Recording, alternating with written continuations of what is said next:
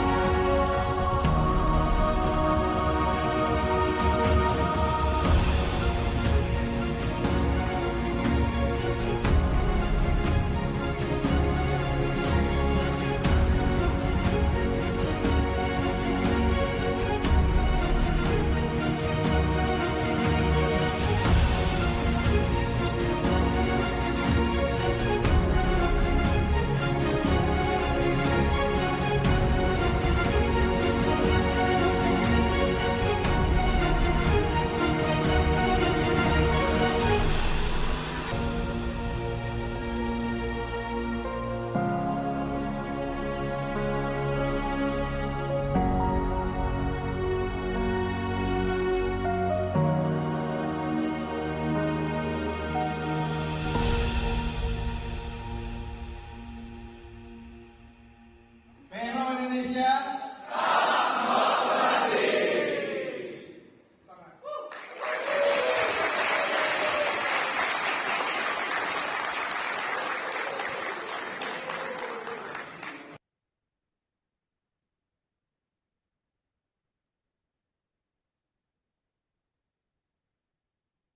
Ya, demikian tadi Selayang Pandang PMO Indonesia hadir untuk menjadi wadah komunitas profesional PMO Indonesia. Ya, saat ini kami akan memperkenalkan dua narasumber pemateri, dua pemateri. Yang pertama adalah Bapak Dr. M. Iksan. Bapak Dr. M. Iksan aktif sebagai dosen dan peneliti serta berbagai kegiatan tridharma lainnya dari BINUS University Business School Undergraduate Program, universitas yang memiliki akreditasi institusi unggul dan memiliki banyak pengakuan dan prestasi. Domain penelitian Bapak Dr. Iksan saat ini adalah PMO dan Project Portfolio Management. Dengan kepakaran dan pengalamannya, beliau telah menerbitkan beberapa makalah, buku akademisi, dan juga diandalkan sebagai anggota Dewan Editor di beberapa jurnal penelitian yang terkenal. Berpengalaman lebih dari 20 tahun dalam mengelola proyek berbasis teknologi informatika, konstruksi, telekomunikasi, dan jasa keuangan di berbagai industri. Beliau lulusan teknik elektro dari Hochschule Darmstadt, Jerman, kemudian magister proyek, magister teknik dari Universitas Indonesia, dan terakhir PhD dari BINUS University, jurusan Manajemen Strategik. Bapak Dr. Iksan pernah menjabat sebagai Presiden PMI Chapter Indonesia, menjadi mentor di 15 regional, dan anggota Dewan BVAC Board Volunteer Advisory Committee di PMI tahun 2021 sampai 2023. Dan juga anggota saat ini aktif sebagai anggota Dewan Pakar PMO Indonesia. Pemateri berikutnya, yang kedua, saudara kita yang masih muda ini, milenial, Mas Aji Pradana, adalah seorang analis riset dari konsultan yang fokus pada pengumpulan, analisis, dan interpretasi data yang berkaitan dengan praktek human resource di Divisi Penelitian dan Pengembangan Daya Dimensi Indonesia. Beliau bergelar sarjana psikologi dari Universitas Indonesia, memiliki minat besar pada psikologi organisasi dan ilmu data. Berpengalaman di Assessment Center selama 3 tahun, menjadi keynote speaker for the Fitch Indonesia National Assessment Center Congress. Mas Aji Pradana saat ini aktif dan fokus melakukan penelitian dan pembuatan psikometri di tim R&D DDI. Sebelum masuk ke dalam acara lebih lanjut, kami sampaikan tata tertib dalam webinar hari ini, yaitu bersifat santai, tapi tetap serius, tepat waktu, mohon mematikan mikrofon, dan aktif bertanya, serta hikmat mendengarkan. Selanjutnya, tanpa berlama-lama lagi, kami mengundang yang kami hormati, Bapak Dr. Iksan, untuk menyampaikan pemaparannya pada malam ini, pada kesempatan ini. Baik, terima kasih Bu Dr. Dominika Aini Afiat selaku moderator hari ini atas pembukaannya dan perkenalannya. Selamat malam kawan-kawan, baik anggota maupun belum menjadi anggota ya. Mudah-mudahan habis ini apa namanya berkenan ya untuk join ya menjadi bagian dari komunitas Project Management Office di Indonesia. Perkenankan malam ini saya Muhammad Iksan dari Binus Business School dan juga Mas Aji Pradana untuk menyampaikan hasil penelitian kami yang memang sudah berjalan cukup lama nih ya. Nah, kami ingin sekali apa namanya memaparkan hasil penelitian kami ya, dan ini kami sudah tentu berharap hasil penelitian kami ini memberikan kontribusi ya yang positif terhadap para praktisi PMO di Indonesia dan juga para akademisi pastinya ya di Indonesia maupun secara global. Em, Izinkan kami memulai ya dari research background kami ya. Jadi intinya kalau kita lihat menjadi fenomena yang cukup menarik ya beberapa tahun terbelakang ini. Dan kelihatannya juga didukung ya oleh data-data yang terkini ya, meningkatnya jumlah sertifikasi eh, di bidang Project Management Office ya, PMI, PMOCP ya dulunya PMOCP ya. Kalau saya tidak salah Pak Akbar terakhir melakukan sharing ya terhadap data tersebut gitu. Dan terlihat kalau misalnya teman-teman tidak sengaja ya mungkin masuk ke LinkedIn dan ketik jobs gitu ya, di jobsnya itu ada kunci PMO, kayaknya sudah semakin banyak ya ada expected role gitu ya yang memang mengharapkan diisi oleh para pelaku profesional dari PMO gitu. Dan juga rise atau bangkitnya beberapa PMO certification, professional certification ya. Jadi PMI salah satunya. Ada apa namanya? Ada yang versinya Excelos, ada yang mungkin versinya sebutlah dari IPMO ya, AI PMO, ada juga mungkin dari organisasi yang lain yang sepertinya memberikan gambaran bahwa kayaknya penting ya PMO profession gitu ya, itu mulai diperhatikan gitu.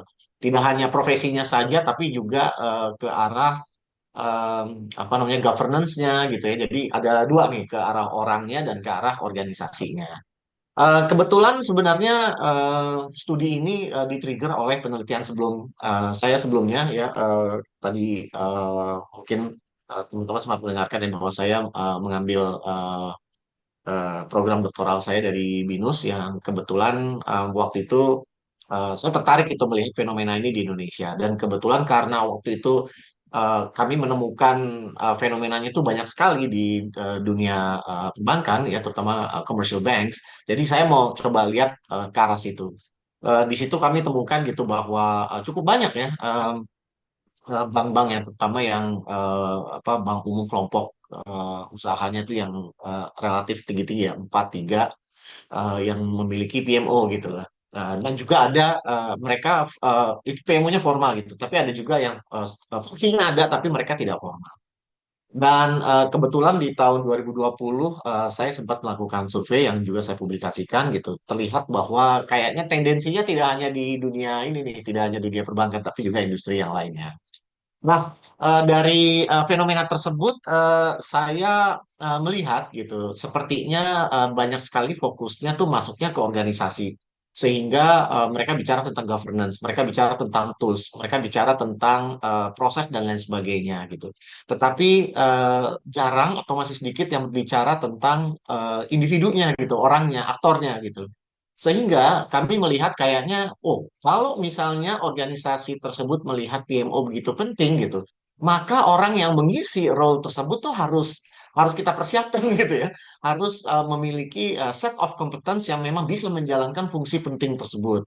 Sehingga kita melihat, wah, kayaknya kita coba explore deh lebih jauh lagi, apakah ada penelitian sebelumnya yang memang spesifik berbicara tentang PMO kompetensinya.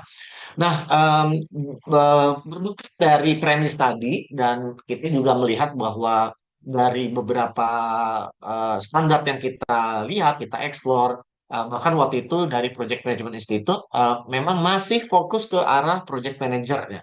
Jadi ada kalau teman-teman kebetulan yang sering membuka standar PMI, itu ada yang namanya Project Management Competence Development Framework (PMCDF) gitu. Tetapi mereka berbicara spesifik tentang project manager. Mengapa demikian gitu loh? Mengapa harus dipisahkan gitu ya? Karena berbekal dari practical gap ya yang saya temukan, kebanyakan PMO dari PMO leader atau PMO manager itu memang berangkatnya dia dari karir sebagai project manager. Tetapi yang mungkin perlu kami lihat ada sebutlah ada gapnya di situ adalah konteks dia melaksanakan tugasnya sebagai PMO leader. Artinya pelan-pelan mindsetnya dia tidak bisa lagi berbicara tentang konteks individual projects. Jadi tidak hanya berbicara tentang scope, on time, on budget, ya, on quality dan sebagainya, tapi lebih ke arah strategis, lebih ke arah value fulfillment, benefit fulfillment gitu. Jadi kita melihat bahwa ini kita penting deh untuk menggali lebih lanjut lagi. Nah, berangkat dari kondisi tadi, kami bekerja sama dengan DDI, ya, Binus Business School bekerja sama dengan DDI dan men-set up satu research journey yang berangkat dari desktop study sampai nanti rencananya kita mau melihat atau membangun competence model gitu, lengkap dengan sebutlah semacam assessment tools-nya gitu. Karena mengapa mikir MP assessment tools gitu? Karena untuk bisa membangun si competence PMO manager tersebut, kita harus tahu state-nya gitu ya dari si PMO manager tersebut. Jadi kita tidak memberikan mereka secara umum lah gitu. Jadi kita bisa memilah-milah mana kompetensi yang menurut pengamatan kami yang masih perlu dikembangkan. Nah, journey dari riset ini terdiri dari 4. Jadi yang pertama kebetulan kita berangkat dari systematic literature review dan kebetulan sudah kami publikasikan. Terus juga masuk ke dalam result validation. Jadi hasil dari systematic literature review itu kita validasi ke industri. Nah, dari situ itu juga sudah dipublikasikan.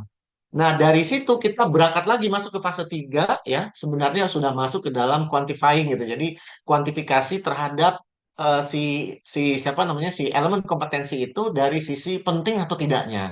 Nah, ini yang akan kita apa namanya yang akan kita sampaikan malam ini. Semoga kalau nanti teman-teman lihat akan apa namanya akan mungkin kelihatan ya peta penelitiannya itu seperti apa. Nah, dari hasil penelitian 1 dan 2, fase 1 dan 2 sebenarnya, ini kita sudah temukan yang namanya piramida kompetensi PMO manager atau leader. Di situ kalau teman-teman lihat ya, piramidanya dari pucuk yang paling atas, technical and professional specialty, yang kedua, effective intersocial competence, yang ketiga, organizational stewardship dan business mindframe, dan yang keempat, effective personal competence. teman-teman lihat maksudnya poinnya apa yang kerucut di atas itu memang penting dia di atas tapi dari sisi itu dari sisi luasannya itu kecil gitu artinya konteks teknisnya dia sebenarnya semakin kecil tapi kalau teman-teman lihat justru ke arah bisnis dan ke arah personal competence juga intersocial competence itu semakin lebar. Artinya apa teman-teman? Artinya kita perlu membangun set of competence yang tidak lagi berbicara tentang teknis gitu. Jadi tidak lagi berbicara dari sisi yang di atas. Jadi nanti Mas Aji akan menjelaskan apa saja sih yang menjadi elemen-elemen penting di dalam masing-masing kompetensi tersebut. Nah, dari fase satu tersebut ada beberapa publikasi yang alhamdulillah semua ada apa namanya terindeks fokus. Dan teman-teman kalau tertarik nanti bisa saya berikan ya. Dan saya rencananya mau saya publish ya saya post juga di nanti di maaf PMO Indonesia ini apa namanya website gitu supaya teman-teman itu bisa mengakses. Ini juga sama ya apa namanya yang fase 2 ya sebagai validasi dari hasil yang pertama tadi ke industri. Nah, yang divalidasi itu di industri telekomunikasi dan yang kedua adalah industri financial gitu ya maksudnya financial services. Nah, untuk yang ketiga, kami waktu itu pernah apa namanya publish di sosial media dan juga kita grup ke beberapa organisasi profesi yang memang kaitannya di PMO apa sih project management gitu. Terima kasih untuk semua yang sudah berpartisipasi. Saya tahu beberapa dari partisipan itu ada di dalam ini, tapi karena sifatnya anonim, saya tidak akan menginformasikan itu. Tapi intinya penelitian ini sangat penting untuk membangun sebuah kompetensi PMO manager atau PMO leader di Indonesia. Kalau ditanya kenapa tidak global gitu loh, kita mau coba berangkat dari sesuatu yang kecil tapi within our control gitu, bukan yang nggak mau nanti di apa namanya di expand dalam konteks global gitu, tapi paling tidak Indonesia dapatkan ininya dulu deh gitu ya, benefitnya dulu, sehingga nanti pada saat kita kembangkan itu menjadi global, selain apa namanya penelitian PMO di Indonesia juga terangkat gitu, tapi paling tidak semua praktisi PMO yang ada di Indonesia itu menikmati lebih dahulu ya dibandingkan yang lain di sisi lain di dunia. Mungkin kurang lebih paparan singkatnya dari penelitian kami, journey penelitian kami seperti itu, teman-teman. Nantinya memang atau fokus dari pembicaraan malam ini itu nanti akan dipaparkan oleh Mas Aji ya sebagai sekarang lead research coordinatornya dari Dimensi Indonesia.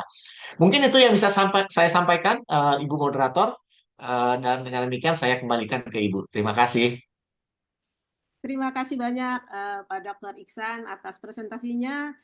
Luar biasa ya dari fenomena PMO. Tersentuhlah ternyata human resource belum maksimal ya Pak Pak Iksan ya. Demikian Bu. Dan luar biasa. Sekarang kita lanjutkan dengan pemateri kedua, Mas Aji nih. Silakan Mas Aji. Oh sebentar teman-teman untuk tanya jawabnya nanti setelah pemateri selesai ya satu dua nanti baru bisa sesi tanya jawab. Silakan Mas Aji. Baik, terima kasih atas kesempatannya Bu Dominika. Selamat malam pertama-tama untuk Bapak Ibu sekalian. Selamat datang untuk di acara Sapa hari ini. Saya perwakilan dari tim D Dimensi Indonesia ingin melanjutkan dari apa yang sudah tadi dijelaskan oleh Pak Ihsan gitu ya.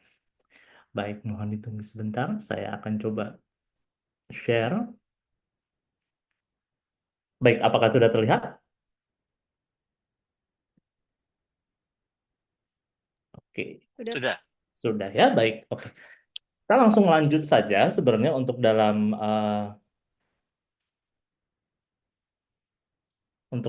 research kita hari ini. Jadi secara backgroundnya seperti yang sudah dijelaskan oleh Pak Ihsan juga ya. Jadi memang kita ingin melihat sebenarnya dari sisi human resource-nya itu seperti apa dari para PMO ini sebagai pelaku yang memang sekarang di Indonesia itu mulai banyak bisnis para company dan untuk pelaku pelaksana project itu memang mulai dilihat sangat dibutuhkan gitu ya untuk menjaga bahwa proyek itu sesuai schedule, sesuai scope, bahkan untuk mencapai output yang diinginkan oleh para buyer atau para vendor-vendor yang ditemui oleh para PMO seperti itu.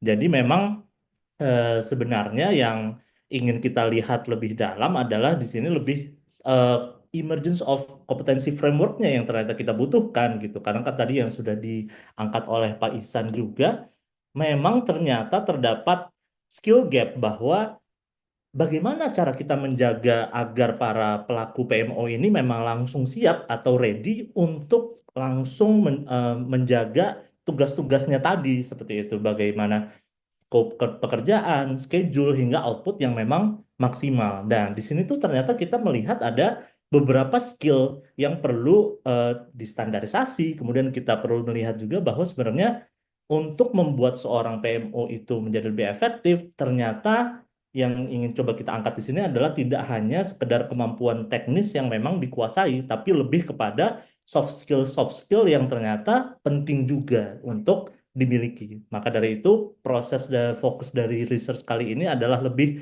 ingin mengangkat sebenarnya dari para pelaku practitioners PMO sendiri itu seperti apa pandangannya ya.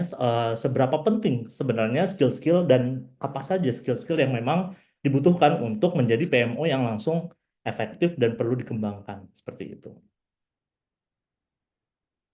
Baik, ini sekilas tadi juga ya yang sudah dibahas oleh Pak Ihsan juga. Tadi ada beberapa kolaborasi begitu ya Pak Ihsan ya yang sudah kita lakukan dan cukup panjang juga journey kita ternyata cukup banyak ya yang sudah kita apa namanya kita publish bersama, kemudian kita research bersama. Intinya adalah yang sudah kita lakukan di sini adalah mengumpulkan kompetensi-kompetensi atau skill-skill yang dirasa dia itu relatable dengan para pekerjaan PMO seperti itu ya. Kita kumpulkan, kemudian kita turunkan dan kita coba pangkas untuk melihat sebenarnya mana aja nih kompetensi-kompetensi yang memang digunakan oleh para PMO sehingga dapatlah kita beberapa kompetensi yang memang sudah menjadi suatu set seperti itu ya yang nanti akan saya tunjukkan di slide-slide berikutnya seperti itu. Karena dari situ kita baru menemukan tuh bahwa oh nampaknya ada beberapa kompetensi nih yang memang dibutuhkan seperti itu.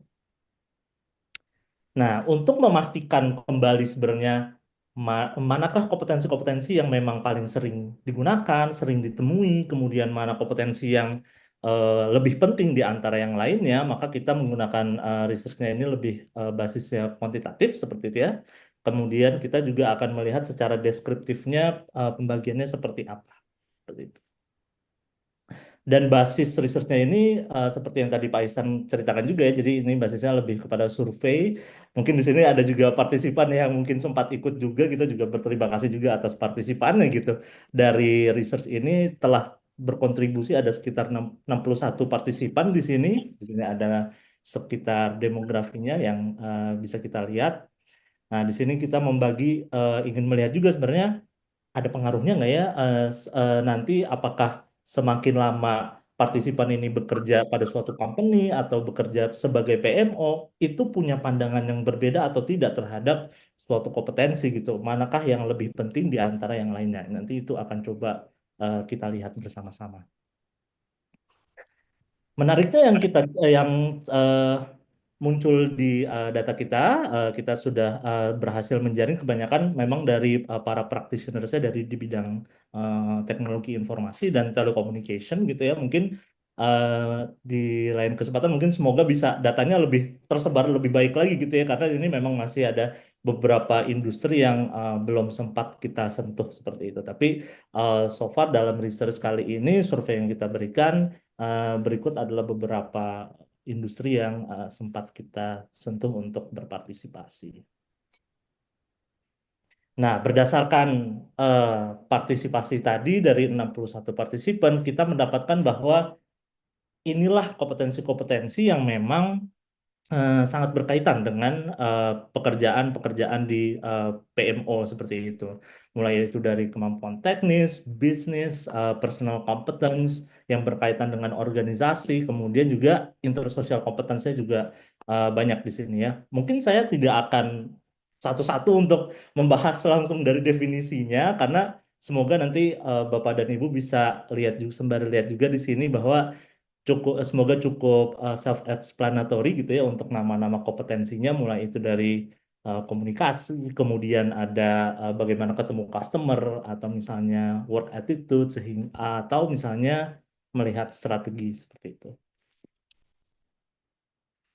Tidak hanya dari segi kompetensi, tapi kita juga tadi ya ingin melihat sebenarnya role-role unik apa yang memang dijalankan oleh para PMO gitu. Mulai dari kebanyakan memang yang terkumpul di sini adalah lebih seperti biasa melakukan PMO adalah bagaimana memonitor project, bagaimana mendevelop project itu, bagaimana manage multiple projects yang banyak, organisasi untuk melihat review dari suatu project yang sudah selesai, hingga memberikan input-input kepada manajemen yang terkait seperti itu. Jadi itu adalah kelompok-kelompok besarnya yang nanti ini adalah menjadi variabel-variabel dari penelitian dan survei kita untuk melihat mana yang lebih penting dan mana yang sebenarnya lebih sering ditemui oleh para practitioners.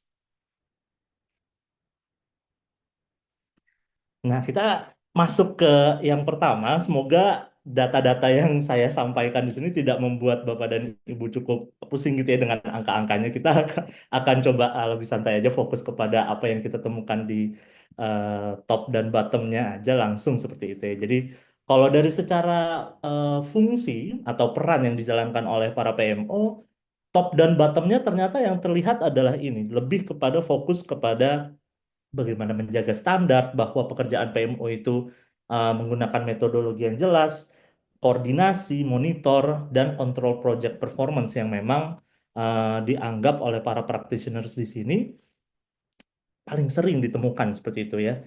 Ketimbang dengan bagaimana dia harus melakukan audit.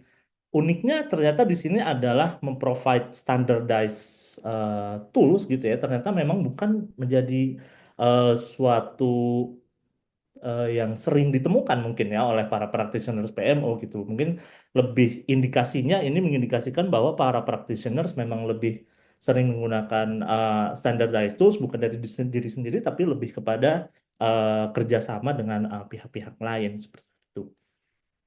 Gitu. Jadi memang uniknya di sini adalah memang menggambarkan dalam industri dan proyek-proyek di Indonesia memang yang paling penting yang paling sering menggambarkan pekerjaan PMO itu seperti apa adalah bagaimana memonitor, kontrol, dan koordinasi proyeknya. Nah, di antara yang kita temukan tersebut, ternyata tidak berbeda jauh juga yang ketika kita tanyakan kepada partisipan, mana yang lebih penting sebenarnya di antara dari list tadi untuk fungsi-fungsi yang memang menjalankan role sebagai PMO. Kita temukan bahwa tidak berbeda jauh bahwa yang paling penting adalah bagaimana menjaga standar, koordinasi, kontrol project, tentunya reporting juga, status pekerjaan, day-to-day, scheduling, hingga menjaga monitor performance-nya tetap terjaga. Dan yang di bawahnya juga memang tidak berbeda jauh gitu bahwa bukan menjadi suatu pekerjaan yang memang terlalu penting gitu ya untuk memprovide mentoring program gitu atau misalnya melakukan audit bahkan terkadang networking bukan menjadi sesuatu yang terlalu signifikan untuk langsung dilakukan sebagai day-to-day basis pekerjaan PMO seperti itu. Jadi memang ini menggambarkan, mungkin ini lebih indikasinya lebih menggambarkan jenis-jenis pekerjaan yang memang dilakukan oleh para PMO di Indonesia. Karena nanti kita juga akan mencoba melihat ketika dibandingkan dengan research-research di luar gitu ya, dengan practitioners PMO di luar, nampaknya ada sedikit perbedaan sebenarnya antara mana sih kompetensi-kompetensi yang memang lebih dianggap penting karena ternyata dari secara industri dan pekerjaan mungkin agak sedikit berbeda. Nah, jadi kalau kita bandingkan satu sama lain, memang di sini tidak berbeda jauh ya antara prevalensi kemunculan atau misalnya mana yang lebih sering ditemukan dan mana yang lebih dianggap lebih penting. Secara kuantitatif pun setelah kita lakukan analisis, memang terdapat korelasi yang signifikan antara kemunculan dan kepentingannya ini seperti itu. Jadi bisa dikatakan sebenarnya ketika ketika semakin muncul semakin sering kemunculannya maka role pekerjaan itu pun yang akan menjadi lebih penting seperti itu. Jadi memang kurang lebih sama lah untuk sudut pandang dari para practitioners kita di Indonesia. Baik, beralih sekarang ke kompetensinya ya. Sekarang lebih kepada skill-skill, soft skillnya yang akan kita coba bahas kali ini. Kalau tadi role, sekarang lebih ke soft skillnya. Jadi di sini ternyata yang di atas atau dianggap lebih sering dilakukan oleh para PMO itu sebenarnya lebih berkaitan dengan komunikasi, kemudian melakukan PM processes. Mungkin sebenarnya melakukan PM proses tadi penguasaan berarti dalam hal tadi ya melakukan monitoring, kemudian kontrol seperti itu. Dan yang uniknya sebenarnya di sini adalah adanya kompetensi-kompetensi yang berkaitan dengan attitude. Di sini attitude ini berkaitan dengan ethics, bagaimana menjaga ethics, bagaimana menjadi seorang profesional, kemudian bagaimana ada emotional engagement juga sebenarnya di sini dan menjaga officiating stakeholder di mana bagaimana bernegosiasi, persuasi kepada stakeholder-stakeholder yang berkaitan dengan pekerjaan PMO. Bisa saja buyer mungkin atau vendor karena kembali lagi ternyata ini kurang lebih sedikit menggambarkan journey dari para practitioners PMO kita di Indonesia sebenarnya, di mana memang pekerjaan role yang memang sering ditemukan ketika menjalankan project tidak hanya certification yang perlu dilakukan dalam kesehariannya, tapi kesehariannya yang ditemukan kembali lagi adalah lebih mempraktikkan PM prosesnya, melakukan komunikasi dengan berbagai pihak, hingga menjaga stabilitas dengan beberapa stakeholder, misalnya dari buyer atau vendor seperti itu. Jadi memang inilah yang menggambarkan keseharian inti dari pekerjaan PMO sebenarnya seperti itu. Kemudian kalau dari segi yang kita lihat dari yang bawahnya, surprisingly memang of industry mungkin jarak ini ya tidak terlalu sering gitu ya. Walaupun ini sebenarnya memang masih termasuk bahwa ini yang relatable skill yang relatable dengan PMO. Walaupun mungkin tidak terlalu sering untuk muncul seperti itu. Orienting strategy, conducting the tribe itu lebih kepada menjaga suatu tim. Dan memang nampaknya ini mengindikasikan bahwa jenis pekerjaan PMO di Indonesia itu tidak banyak membutuhkan untuk menunjukkan compassionate kepada rekan-rekan mungkin ya. Mungkin ini adalah berkaitan dengan culture seperti itu ya, culture dalam melakukan project seperti itu. Surprisingly ternyata kalau ketika kita tanyakan kepada para practitioners tentang seberapa pentingnya skill-skill tersebut tidak berbeda jauh juga ternyata. Jadi yang memang muncul di atas itu lebih pada proses, communication, stakeholder, work attitude. Mungkin yang agak berbeda adalah munculnya decisive solution thinking, di mana ketika dihadapkan masalah ini menjadi sangat penting untuk dikuasai gitu ya, untuk lebih cepat memunculkan suatu solusi ketika dihadapkan dengan masalah seperti itu. Nah, ini juga saya ingin menunjukkan bahwa ternyata memang eh, tidak berbeda jauh ya antara prevalensi atau yang sering muncul di di kompetensi-kompetensi atau skill-skill yang sering muncul memang setelah kita analisis secara korelasi pun ini berkorelasi positif di mana eh, semakin sering muncul itu juga semakin sering dikatakan sebagai kompetensi atau skill yang dirasa penting seperti itu. Baik. Nah, ini sekarang sebenarnya kita lebih ingin melihat apakah kompetensi-kompetensi yang dianggap penting tadi muncul di Indonesia secara lokal sebenarnya apakah kita punya secara general sama gitu ya kepentingan-kepentingan skillnya dengan pihak-pihak di luar seperti itu dengan research-research di luar.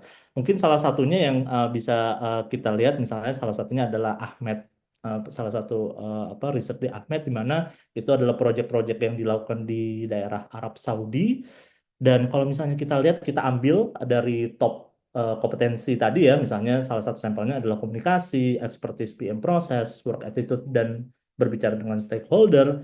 Ternyata kurang lebih memang ada beberapa yang menganggap bahwa kompetensi-kompetensi ini pun dianggap penting juga gitu dari eh, secara general dalam melakukan proses PMing suatu project. Dan yang menariknya adalah ternyata memang across several research memang kompetensi yang berkaitan dengan komunikasi hampir selalu muncul sebagai kompetensi yang memang dianggap tinggi rankingnya dalam dari segi kepentingannya, dan itu muncul dalam research gitu, bahwa tidak hanya penting tapi juga muncul di dalam researchnya gitu. Jadi memang yang menarik di sini adalah dari segi communication banyak yang setuju juga, walaupun memang definisinya mungkin agak berbeda-beda, tapi memang dalam klaster yang sama dari segi komunikasi.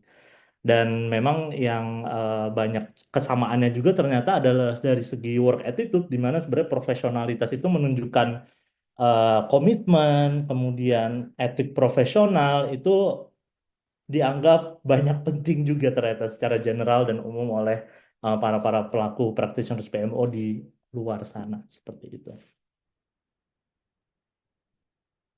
Nah, ini kita juga coba melihat dari segi yang tadi kompetensi-kompetensi atau skill yang memang cenderung lebih tidak terlalu penting gitu ya. Sebenarnya ada tentang strategi, bagaimana membentuk tim, dan compassionate kepada orang lain.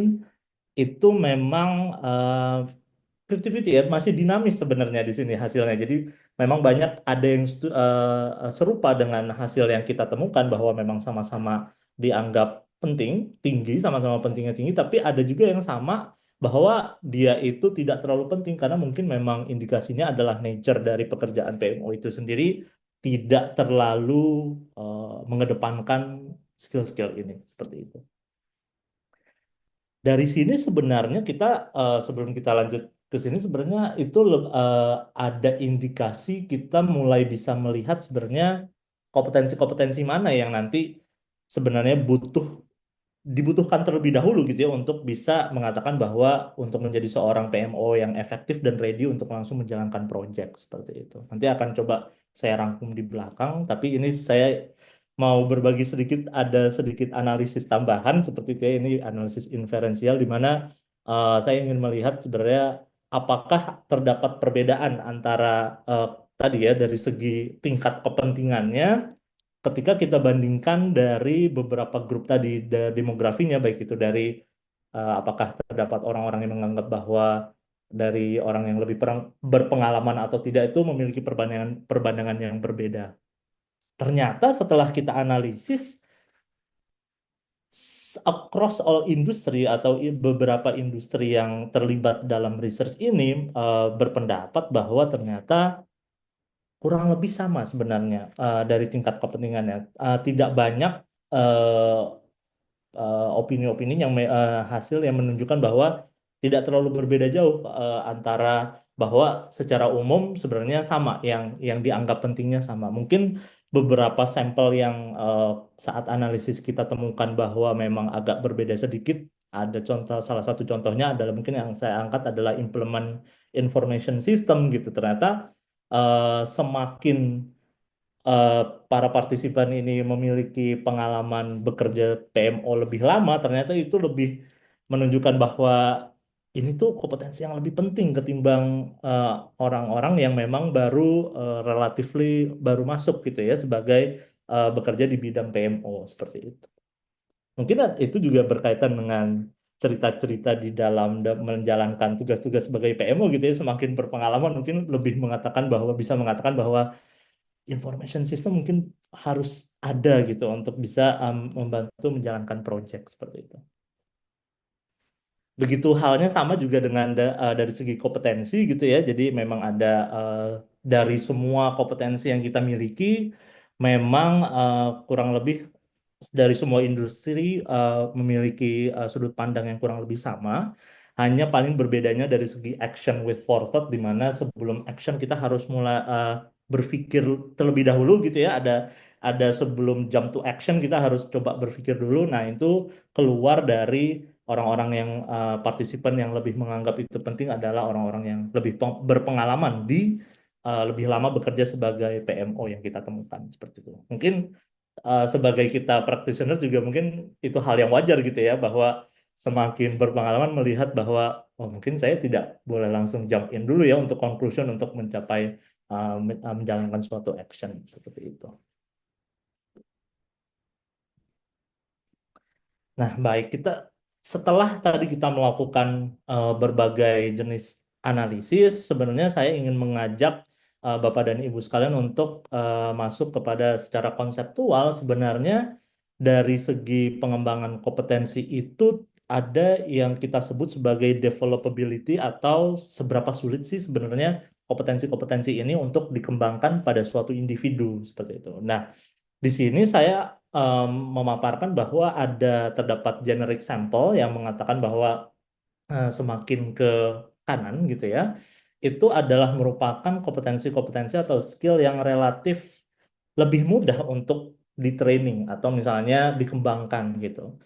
Kemudian yang lebih ke kiri adalah yang lebih sulit untuk dikembangkan, karena umumnya kompetensi-kompetensi atau skill yang berkaitan di sebelah kiri ini banyak memang yang sudah melekat kepada diri dari individunya. Betul. Misalnya dengan kejujuran, authenticity, atau misalnya bagaimana kemauan untuk terus belajar, bagaimana dia mengeluarkan energi positif, itu hal-hal yang lebih melekat. Nah, itu agak lebih susah tuh untuk bisa dikembangkan dalam dalam diri seorang individu gitu ya. Nah, berkebalikan dengan misalnya yang berkaitan dengan apa namanya intersosial, atau misalnya dengan komunikasi atau kemampuan teknis, itu umumnya kita tempatkan lebih mudah atau lebih bisalah untuk kita kembangkan. Nah, ketika kita pakai framework ini untuk kita posisikan kepada beberapa kompetensi yang tadi kita ujikan gitu ya dalam riset ini, kita jadi bisa menemukan bahwa kompetensi-kompetensi yang tadi dianggap penting itu sebenarnya berada di area yang memang sebenarnya masih bisa untuk di-develop. Contoh misalnya expertise PM proses, kemudian communication, itu adalah hal-hal yang memang dianggap penting dan ternyata relatif masih cenderung lebih mudah untuk bisa dikembangkan gitu ya. Walaupun memang misalnya baru masuk gitu. Jadi sekarang dengan framework ini sebenarnya kita menjadi tahu untuk kita melihat mana-mana PMO yang mungkin bisa langsung ready mengerjakan project, dengan tadi mengingat bahwa work attitude adalah merupakan salah satu kompetensi yang penting dan termasuk di atas gitu ya. Mungkin jadi salah satu penyaring pertama dalam kita melihat mana PMO yang lebih ready untuk bisa menjalankan project, justru mungkin adalah orang-orang yang bisa menjaga etik dan profesionalitasnya itu gitu ya, untuk kemudian nanti kompetensi-kompetensi lainnya yang dianggap penting masih bisa lebih di-develop along the way menjalankan project. Salah satu indikasi yang muncul dari hasil datanya ini seperti itu. Jadi ini adalah beberapa gambarannya gitu ya. Jadi memang eh, termasuk sebenarnya masih banyak yang kompetensi yang banyak bisa dikembangkan gitu ya. Hanya relatif sedikit kompetensi-kompetensi yang cenderung sulit untuk dikembangkan. Seperti itu.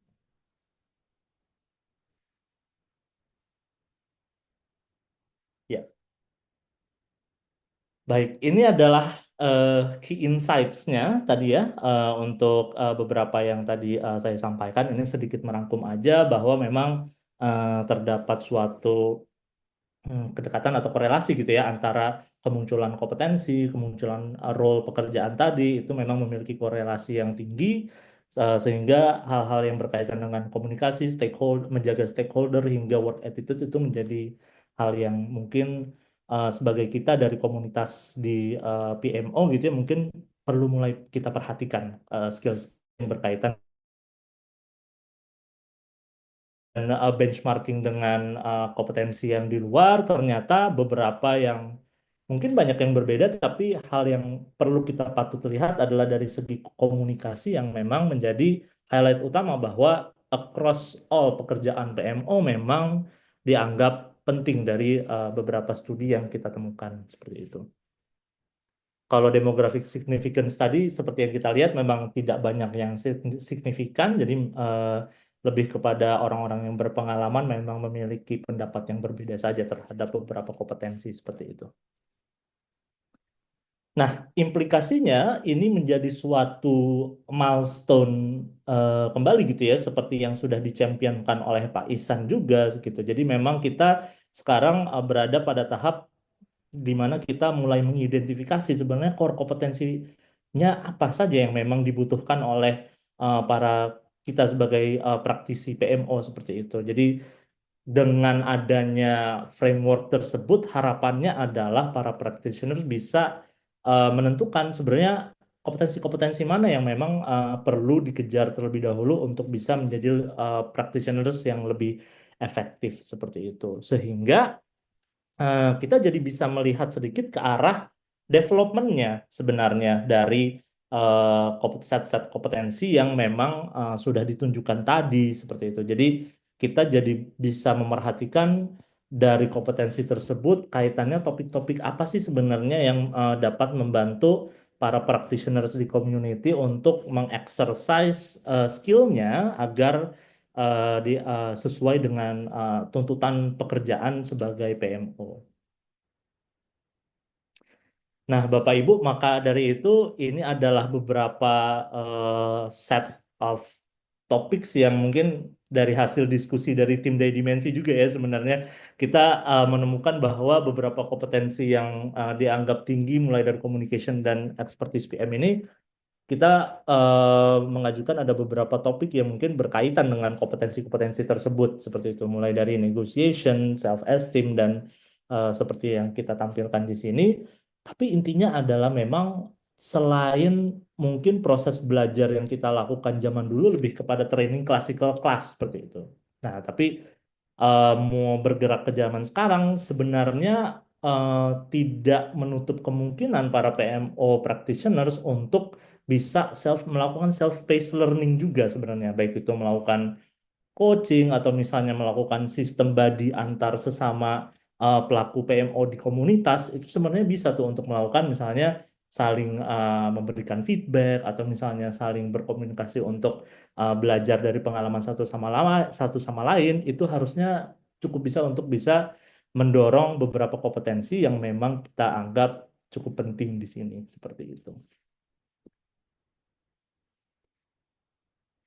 Nah, terakhir mungkin lebih kepada limitation dan further research gitu ya. Jadi memang eh, dalam suatu research memang semakin banyak datanya akan semakin bisa berbicara cerita banyak juga gitu ya. Terlebih lagi kalau misalnya dalam research ini kita bisa menemukan data yang lebih banyak dari across several industri yang lebih bermacam-macam, mungkin datanya juga akan semakin bisa bercerita banyak tuh antar mungkin apakah industri yang berbeda memiliki kompetensi yang berbeda yang dibutuhkan mungkin walaupun so far dari hasil researchnya sejauh ini sih secara umum berpendapat yang sama gitu ya.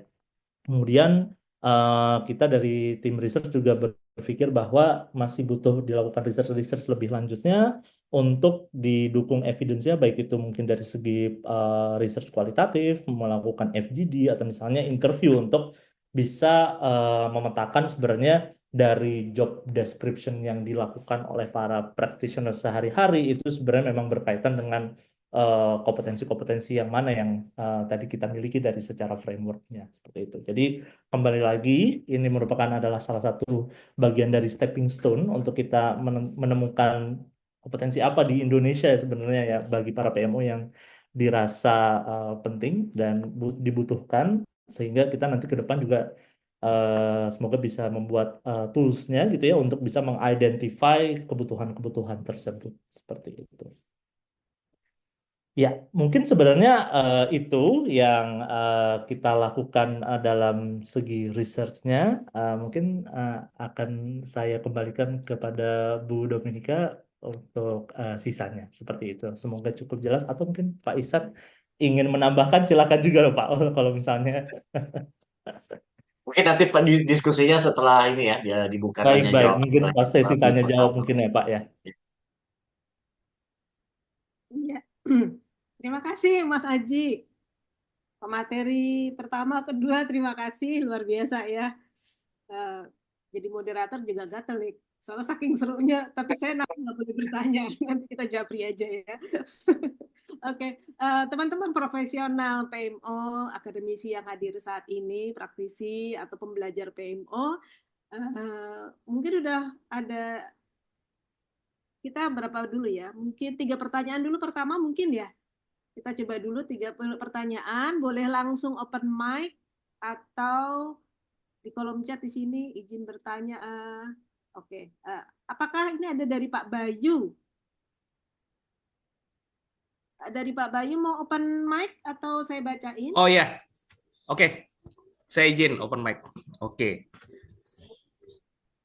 Terima kasih Pak Iksan, Pak Aji atas materinya, menarik ini. Kebetulan di company saya ada PMO dan kita sebenarnya juga sedang set untuk gimana soft skill yang dibutuhkan atau kompetensi yang dibutuhkan untuk menduduki posisi head PMO sebenarnya. Oke, jadi saya pengen yang saya perhatikan di Indonesia ini ada sedikit kerancuan ya. Kalau PMO dia akan handle beberapa project istilahnya. Dia akan manage beberapa project. Biasanya lebih dari satu project. Kalau company itu punya projectnya cuma satu, biasanya dia nggak akan repot-repot bikin PMO. Jadi dia akan handle beberapa project. Nah, sementara kita tahu kalau di project management ada istilah namanya program manager. Jadi dia akan ngelit beberapa project sekaligus yang tergabung dalam satu program. Dan dia ada namanya portfolio manager. Nah, apakah ada perbedaan soft skill atau kompetensi antara PMO manager atau head PMO sama program atau portfolio manager? Nah, itu pertanyaannya sebenarnya. Karena saya jarang melihat di Indonesia ini cukup clear perbedaannya. Terutama posisi program manager kayak rada rancu sama bagian IT ya. Sorry untuk teman-teman yang IT ya. Agak rancu sama bosnya programming, istilahnya seperti itu. Oke, terima kasih. Baik, terima kasih Pak Bayu.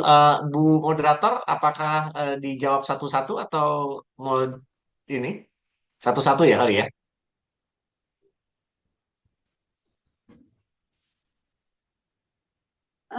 Pertanyaan kedua, tiga dulu Pak. Pertanyaan kedua, ditahan dulu jawabannya. Oke, Oh, oke. oke. Oke, baik. Di, Terima kasih Mas Bayu. Nanti kami tanggapi ya pertanyaan Mas Siap. Bayu. kedua, silakan kalau mau open mic. Jika tidak ada pertanyaan kedua, bisa langsung dijawab. Kedua, saya lihat di kolom chat. Ya, mungkin dari saya izin, Pak. Oh, silakan. Silakan. Ya, ada beberapa pertanyaan dan juga mungkin sedikit sharing ya. Saya di PMO ini sudah hampir 25 tahun, jadi memang udah cukup lama ya, sejak tahun 2000-an gitu ya. Jadi memang saya senang sekali bergabung di sini karena memang di tim ini, dalam forum ini ada tim saya juga, ada Pak Maulana. Jadi begini, saya saat ini ada di GovTech Health gitu ya. Jadi mungkin Bapak dan Ibu tahu terkait dengan Perpres 82 tahun 2023 di mana pemerintah itu sudah mengalokasikan pembentukan layanan prioritas untuk pemerintah. Nah, memang ada beberapa pertanyaan gini ya. Di Indonesia ini memang agak lucu sebenarnya kalau pengalaman sejak 25 tahun atau hampir ya lebih dari 25 tahun gitu ya, di mana seluruh mazhab gitu ya, artinya ada PMO, ada Prince 2, ada diploma PM dan segala macam, itu banyak yang tidak berjalan secara praktis gitu ya, tadi mungkin sempat disampaikan oleh Pak Bayu gitu ya. Nah, mungkin begini, izin menyampaikan gitu ya, apakah pola-pola ini gitu ya, pola-pola ini yang tidak standar di Indonesia ini mungkin ini bergeraknya bersama gitu ya. Kita bisa membuat satu pergerakan yang luar biasa, izin Bapak Ibu sekalian, terkait dengan pola-pola yang tadi mungkin disampaikan oleh Pak Bayu tadi. Best practices seperti apa sih gitu ya? Karena secara pengalaman itu tidak bisa 100% best practice itu masuk gitu ya. Tentu ada customizing gitu ya, kemudian ada bad guy, ada good guy, ada komunikasi ya, tadi seperti disampaikan oleh Mas Aji, itu benar-benar banget gitu ya, karena komunikasi rata-rata PMO ini agak sedikit lag di komunikasi gitu ya. Mungkin ini juga satu hal yang soft skill yang perlu dipertajam gitu ya, termasuk juga tidak hanya pengetahuan PMO-nya, project management, tapi terkait dengan misalnya teknologi informasinya itu harus lengkap gitu. Misalnya seorang programmer ya mungkin PMO itu, kalau saya dulu awalnya dari programmer, kemudian beranjak dari konsultan, beranjak dari PMO, sehingga ya insya Allah alhamdulillah lengkap lah paketnya. Nah, mungkin seperti apa ya, dan jangan sampai juga Bapak Ibu sekalian ketika jadi PMO tuh harus harus sekian tahun dulu nih gitu. Nah, mana yang lebih apa metodologi apa yang bisa praktis gitu ya? Mungkin dengan 5 tahun ya itu dia sudah menjadi head PMO gitu. Nggak kayak kita dulu sekian belas tahun baru jadi head PMO gitu. Karena mungkin keterbatasan dan lain sebagainya. Demikian Pak, Bapak Ibu sekalian. Terima kasih Pak Wisnu, pertanyaan yang kedua. Yang ketiga, Pak Wisnu tadi tentang standarisasi, lag, dan sebagainya. Ada lagi yang mau bertanya? Open mic yang ketiga? Pak Izin Nur. Bu Monika ya. Terima kasih. Selamat malam. Assalamualaikum warahmatullahi wabarakatuh untuk semuanya. Terima kasih tadi sudah Mas Aji dan Mas Ihsan juga sudah memaparkan beberapa pemaparannya. Tadi saya ingin menambahin saja dari ini juga ada Pak Wisnu nih. Selamat kenal, salam kenal Pak Wisnu ini sama-sama di GovTech nih kita Pak Wisnu. Saya sendiri di Perurinya.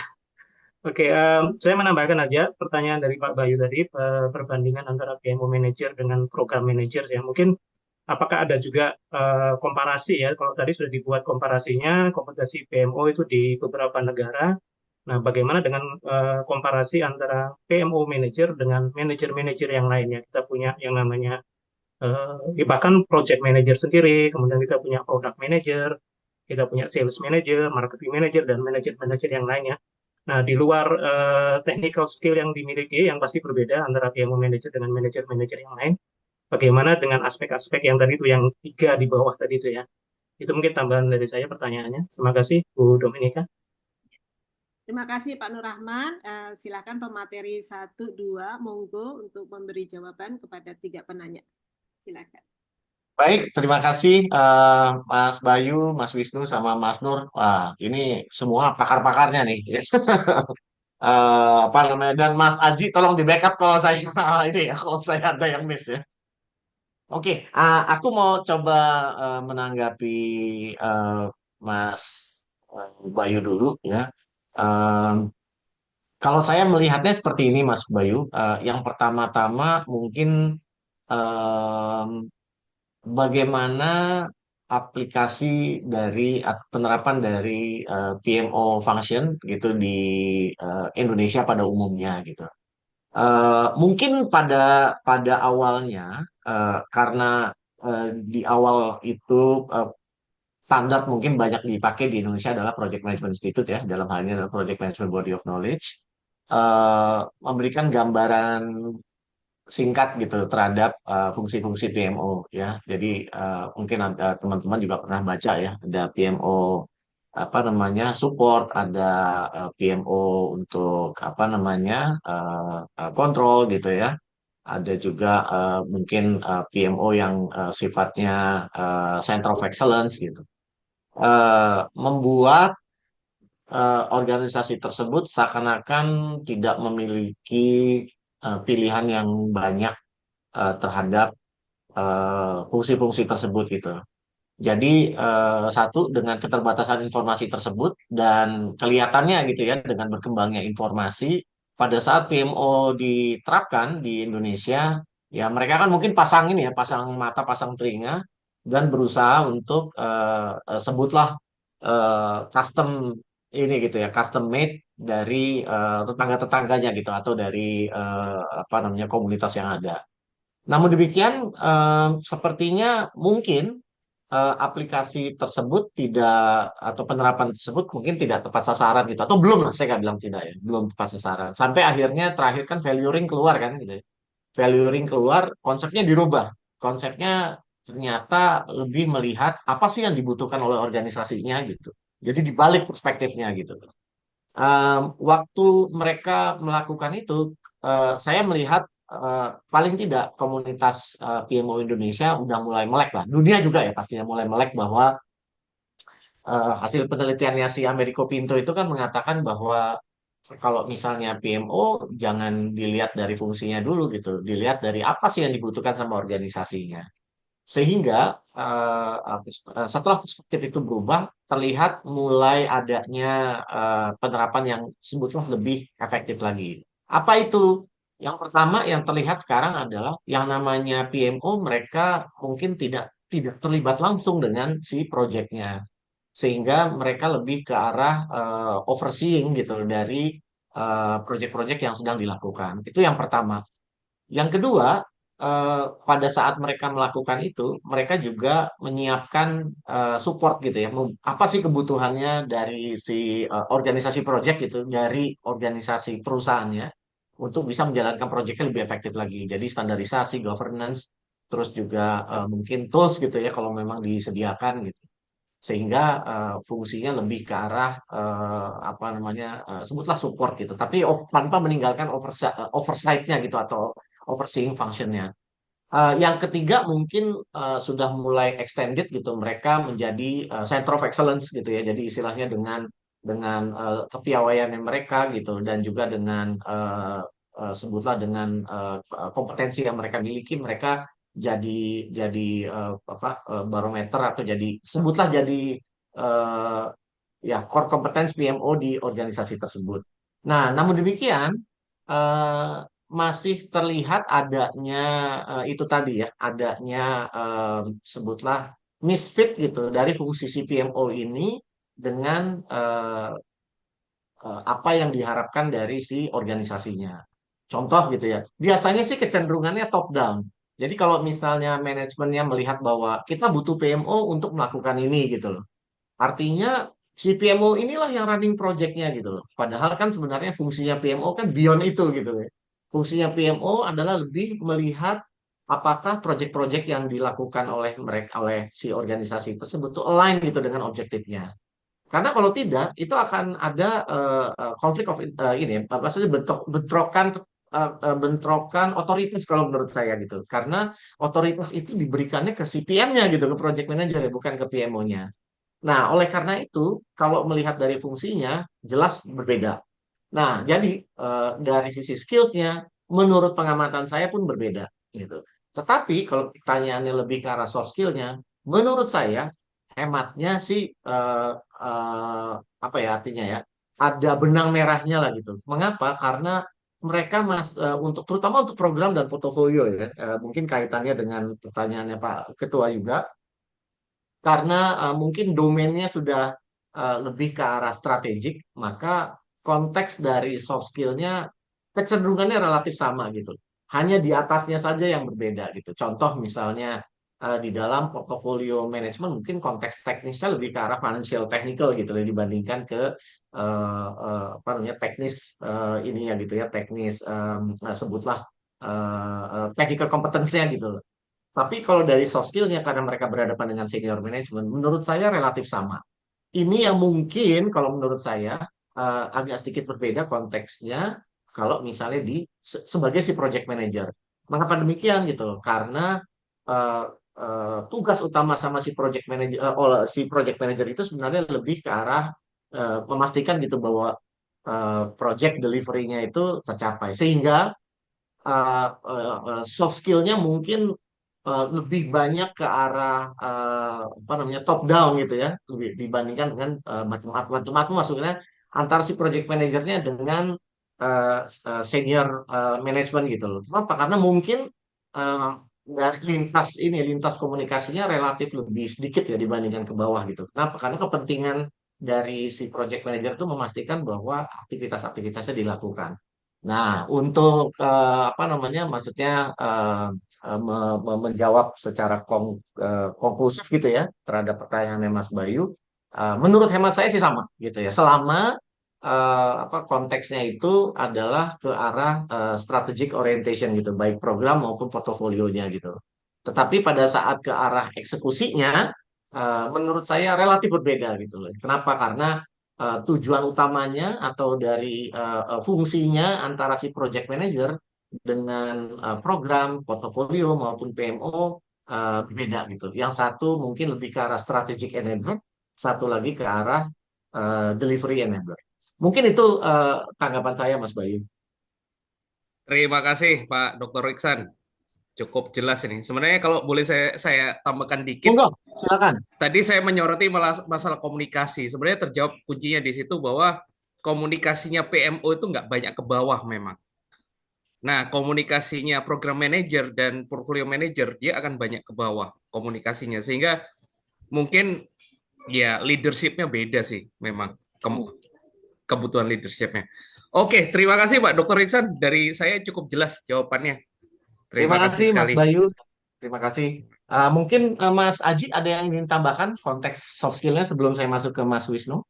Baik, mungkin lebih kepada menambahkan dari sudut pandang pengembangan kompetensi gitu ya Bapak dan Ya. Ibu sekalian. Jadi lebih kepada memang kalau kalau kita dari sudut pandang kompetensi yang kita lihat kan sebenarnya memang turunan dari kompetensi adalah behavior-behavior apa yang memang perlu dilakukan atau perlu dikeluarkan sebagai seorang PMO gitu ya. Jadi mengaminkan apa yang dikatakan Pak Ihsan juga ketika suatu posisi dan memang pekerjaan dan job desk-nya itu kurang lebih similar, harusnya memang ada benang merah soft skill yang kurang lebih sama harusnya gitu. Jadi memang Hmm. kelahiran dari kompetensi-kompetensi tersebut yang memang dikatakan oleh para practitioners mungkin sama bahwa memang Hmm. sama-sama membutuhkan secara umum communication yang menjadi lebih penting jatuhnya. Contohnya ya, itu jatuhnya memang mengatakan bahwa memang secara umum job desk-nya harus membutuhkan pekerjaan itu untuk sehingga efektif dalam melakukan pekerjaannya gitu. Jadi kembali lagi lebih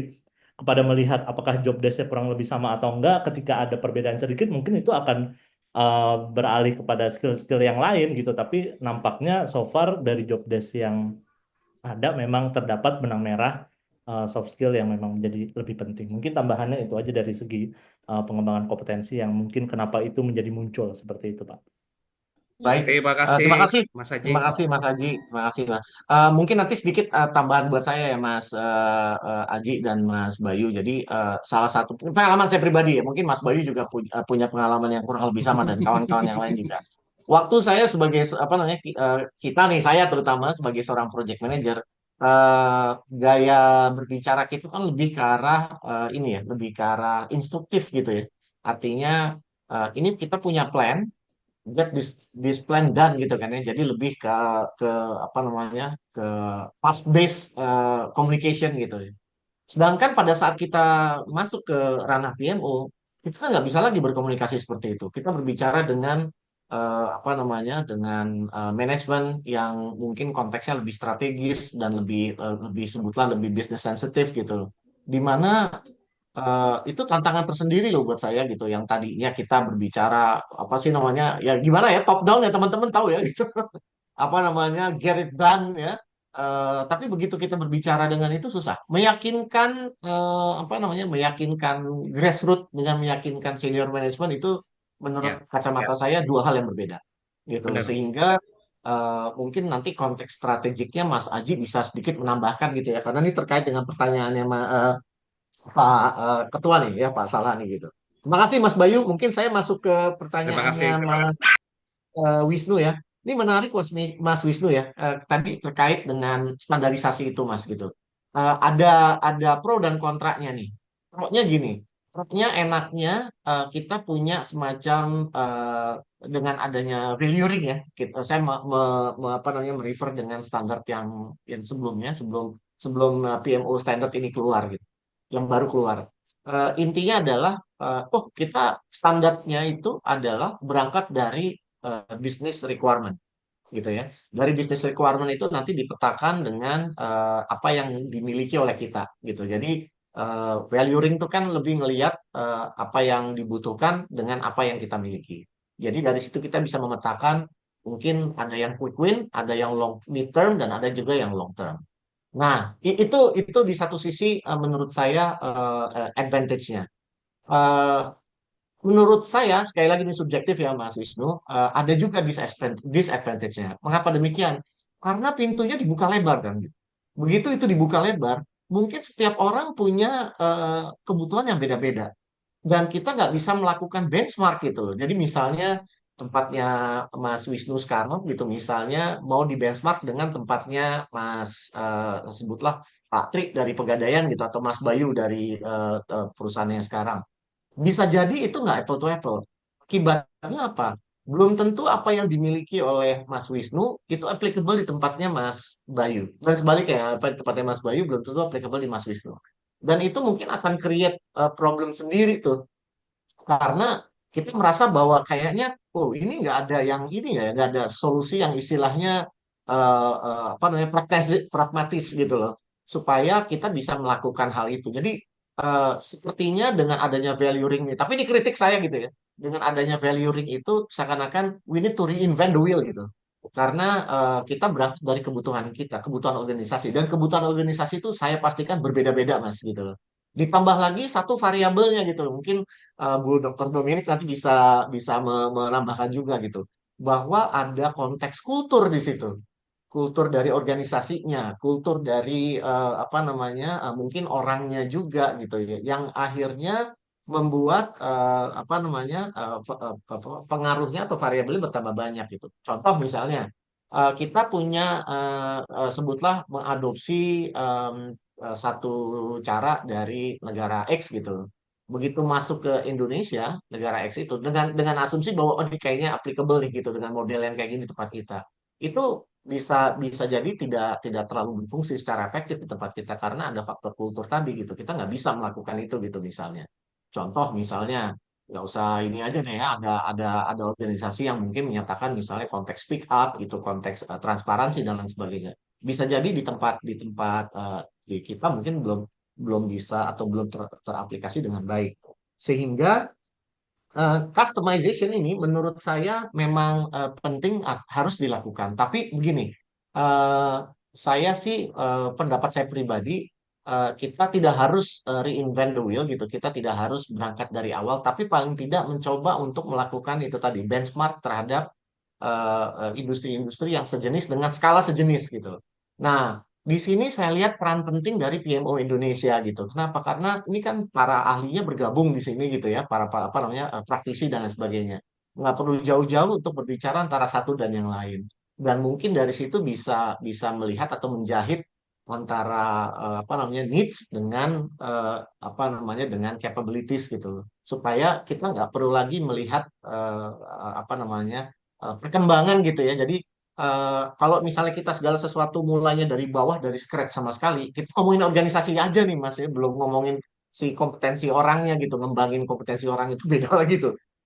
Itu akan apa namanya, akan perjalanannya akan cukup panjang gitu loh, karena mereka harus melewati proses itu kan, proses apa namanya, PDCA itu kan. Nah dari proses tersebut, kalau misalnya kita bisa mengadopsi sebagian dari perjalanannya itu kan sangat membantu. Nah jadi melihat ini, customization sih menurut saya oke gitu ya, artinya penting gitu. Tapi dengan adanya PMO Indonesia, harapannya customization-nya bisa lebih apa namanya, lebih relaksasinya lebih lebih lebar lah gitu, sehingga untuk teman-teman ingin menerapkan PMO itu nggak harus lagi reinvent the wheel gitu. Dan yang kedua, jadi tidak terlalu membingungkan ya. Jadi kalau misalnya teman-teman yang mungkin sudah pernah melihat PMO value ring sebelumnya, itu kan memang mungkin konteksnya relatif generik ya gitu ya, sehingga sulit buat kita untuk melihat bahwa mana sih yang fit buat kita gitu berdasarkan skala atau standar tertentu. Nah, oleh karena itu harapan saya sih mudah-mudahan ya, kalau saya nggak salah, PMO Indonesia akan membuka satu sebutlah domain penelitian lagi yang memang melihat antara fit gitu ya dari prosesnya dengan industri-industrinya. Mungkin itu yang bisa saya sampaikan Mas Wisnu. Mudah-mudahan berkenan. Ya, terima kasih Pak. Memang hal yang menarik berbicara kepada PMO karena PMO ini bukan bukan sebuah knowledge tapi sebuah seni kalau buat saya gitu. Karena memang eh, selalu setiap tahun, setiap waktu itu punya punya sesuatu yang baru gitu ya. Kalau kalau seni itu kan memang tergantung dari pembawaan personal tadi Pak Isan menyampaikan menurut pendapat saya artinya memang seni itu disampaikan dalam dalam dalam apa namanya ya keilmuan ini gitu. Jadi memang memang perlu juga trik-trik gitu ya. Tidak hanya skill organisasi, skill leadership, skill komunikasi, negosiasi, problem solving dan sebagainya, tapi juga perlu hal-hal pengalaman yang perlu kita ambil dari pakar-pakar di hari ini. Terima kasih Pak atas penjelasannya. Terima kasih Mas Wisnu, terima kasih. Mungkin yang terakhir ya sebelum saya berikan lagi ke, ya sorry Mas Aji mau nambahin nggak? Sorry, silakan kalau mau nambahin Mas Aji. Saking serunya. Sebenarnya enggak sih kalau kalau dari segi kalau tadi kan Pak Pak Ihsan udah mengatakan dari segi pelaksanaan PMO-nya gitu ya. Mungkin lebih ke pertanyaan tadi sebenarnya metode apa sih yang membuat bisa menjadi PMO itu nggak harus kalau misalnya mau menjadi menduduki jabatan tertentu harus memiliki experience yang lebih panjang gitu ya sebenarnya. Nah, balik lagi ini ke belief system dari credentials, balik lagi ya sebenarnya. Jadi memang bergantung dari komunitas dan para di organisasinya juga sebenarnya belief apa yang sebenarnya di, di dibutuhkan untuk memunculkan credentials tersebut gitu. Jadi balik lagi kalau misalnya memang di komunitas memang dimunculkan bahwa tidak hanya dari segi teknis tapi dari segi soft skillnya memang mulai ditumbuhkan awareness-nya, mungkin itu sebenarnya jadi tidak bukan hal yang mustahil gitu untuk sebenarnya Ya, memangkas experience tersebut gitu. Karena ya, balik lagi yang namanya untuk menempati suatu posisi jabatan tertentu ya. tidak menjadi faktor yang tidak harus menjadi faktor yang utama tuh bahwa experience selalu berbicara gitu karena ada Ya, misalnya dari segi misalnya kepribadiannya mungkin atau misalnya ya. dari segi knowledge-nya atau misalnya tadi ya dari segi skill soft skill-nya yang mungkin bisa menjadi awareness bersama yang mungkin nanti bisa ditumbuhkan untuk menjadi belief yang baru gitu Pak untuk kedepannya seperti itu. Ya, Terima siap. kasih Mas Haji. Terima Terima kasih. kasih. Jadi memang betul. Jadi kita ingin memangkas sebenarnya yang Hmm. tadinya waktu zaman kita itu sekian tahun, kita kepingin Ya. anak adik-adik kita, anak-anak kita itu lebih lebih slim dan lebih simple gitu ya, untuk mempelajari ini. Ya, terima kasih Mas Haji. Terima kasih. Baik, makasih. Saya lanjut ke pertanyaan yang ketiga ya sebelum saya kembalikan ke Bu Moderator ya dari Mas Nur tadi ya. Wah, ini guru saya bertanya sama saya jadi bingung nih jawabnya gimana. Oke, Mas Nur, saya pikir ini ya apa sih namanya dari apa sih namanya dari functionnya sendiri memang kadang-kadang suka eh, sebutlah mohon maaf kalau saya pinjam istilahnya salah kaprah nih gitu. Jadi bahwa PMO manager itu kalau dikasih tanggung jawab untuk menjalankan fungsinya, mereka juga dibebankan menjalankan proyeknya kan sebenarnya itu udah dari sisi konsep udah sebutlah udah offside gitu ya. Mungkin saya sih ingin lebih menekankan di sini adalah bagaimana mengantisipasi kondisi-kondisi seperti itu. Karena biasanya turunnya top down ya Mas Nur ya gitu. Sehingga saya sih berharap gitu ya. Ini peran PMO Indonesia ini penting sekali gitu. Pada saat mereka akan outreach ke industri untuk memberikan gambaran bahwa mungkin ya kita nggak bilang bahwa ini solusi yang perfect, tapi paling tidak organisasi-organisasi yang melihat gitu ya bahwa PMO itu penting itu tidak untuk tidak membuat definisinya sendiri gitu terhadap fungsi dari PMO, tapi justru melihat bahwa ini ada loh knowledge-nya untuk dan ada informasinya yang memang baku terhadap fungsinya dari PMO. Untuk itu tadi, karena kalau misalnya seperti tanggapan apa namanya tambahan dari Mas Wisnu juga, pada saat kita apa namanya pada saat kita sebutlah mau mencetak seorang PMO manager masa harus 15-20 tahun dulu sih pengalamannya gitu kan ya karena harus melewati apa namanya the tough side itu dari developmentnya karena itu tadi salah kaprah dari awal. Jadi saya sih berharap penerapan PMO di organisasi itu mungkin sudah bisa dilakukan dari konteks hibrid gitu. Hibrid itu maksudnya bottom up tapi juga top down. Top down itu bagus kalau misalnya bentuknya support. Tapi kalau top down itu bentuknya memberikan sebutlah arahan yang salah itu yang berbahaya gitu ya. Dan yang lebih parah lagi adalah karena arahannya salah, ekspektasinya berbeda, yang disalahkan adalah PMO-nya gitu. Wah, PMO-nya nggak ini nih apa sih namanya tidak tidak profesional atau tidak bisa menjalankan tugasnya. Dan lebih parah lagi keputusan akhirnya bubarkan aja PMO-nya gitu. Nah, itu Set- sebenarnya yang mungkin perlu kita antisipasi Setuju, eh, peran peran itu ya setuju. peran apa namanya PMO Indonesia di sini ya Mas Nur gitu.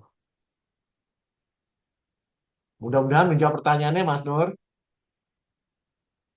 Sedikit nambahin dikit Mas Iksan.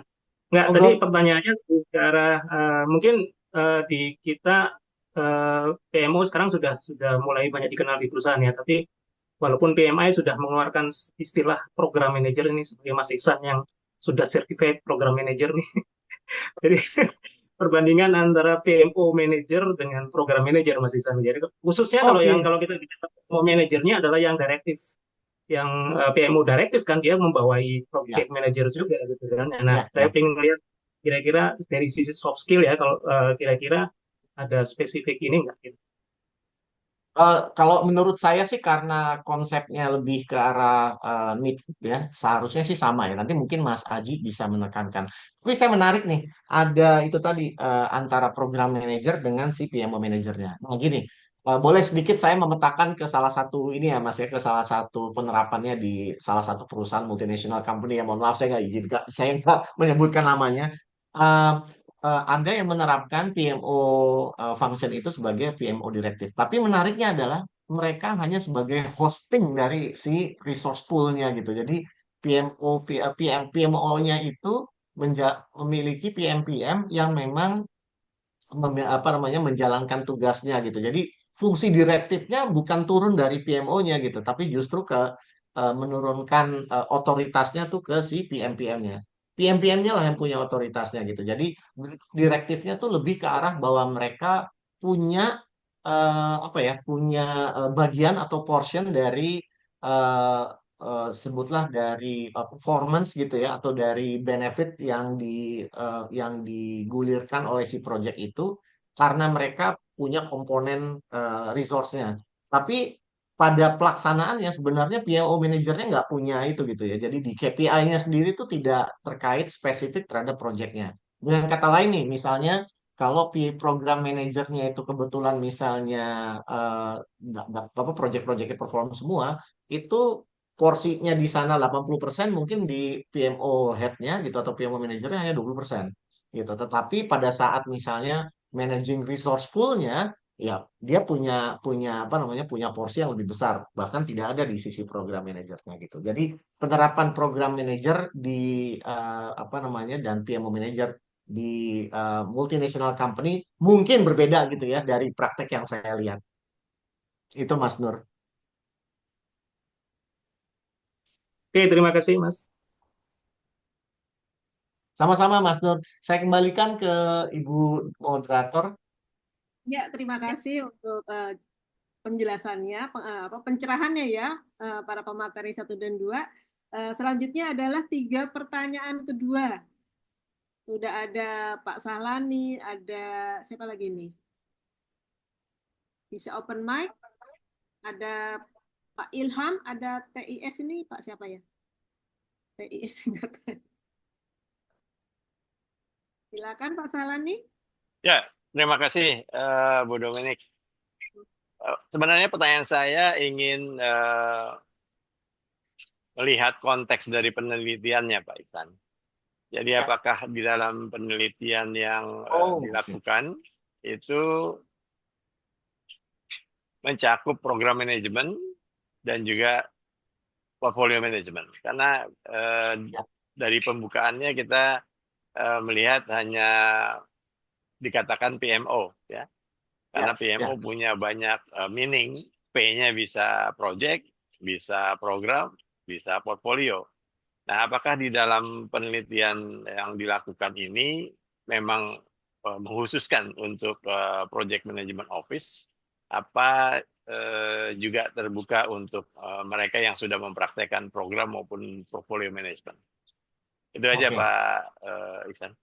Baik, terima kasih Pak Ketua. Mungkin izin karena beliau Pak Ketua tadi jawabnya yang apa namanya pertanyaan yang pertama saya jawab dulu ya Bu moderator. Ya, karena ini setting Nggak konteks Pak ya. kelihatan tadi. Jadi Setting konteks.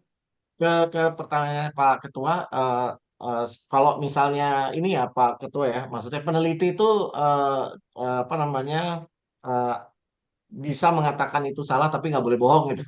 Jadi kalau misalnya pertanyaannya apakah spesifik ke project, ya itu spesifik ke project. Jadi tidak secara spesifik ke program dan portfolio. Tapi kalau saya nggak salah nanti Mas Aji boleh tolong lihat di situ ada strategic orientation.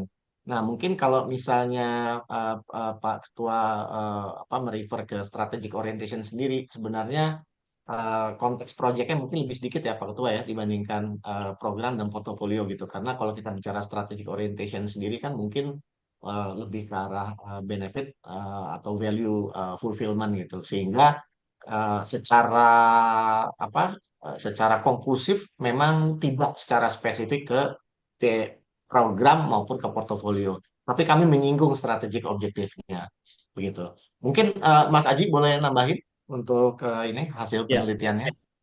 sebenarnya mengamini dari Pak Ihsan juga sebenarnya ya Pak. Jadi memang sebenarnya kelihatan dari hasil yang tadi ya, yang function tadi sebenarnya dari role-nya sendiri memang yang banyak banyak menggambarkan pekerjaan partisipan kita juga sebenarnya banyak lebih kepada fokusnya kepada memonitoring, melakukan kontrol dan bagaimana menjaga performance dari project itu sendiri. Jadi sebenarnya itu cukup menggambarkan juga tuh Pak sebenarnya participants yang memang banyak terlibat di sini fokus kepada PMO dalam project seperti itu. Jadi sebenarnya lebih ke arah sana mungkin ya Pak. Makanya tadi kita juga temukan tuh bahwa memang bagaimana mengontrol komunikasi project, kemudian hal-hal yang berkaitan dengan bisnis dan strategi justru itu dari secara kepentingan belum terlalu signifikan penting untuk langsung dikuasai atau memang tidak relatif tidak lebih banyak ditemukan lah dalam pekerjaan sehari-hari para partisipan kita seperti itu.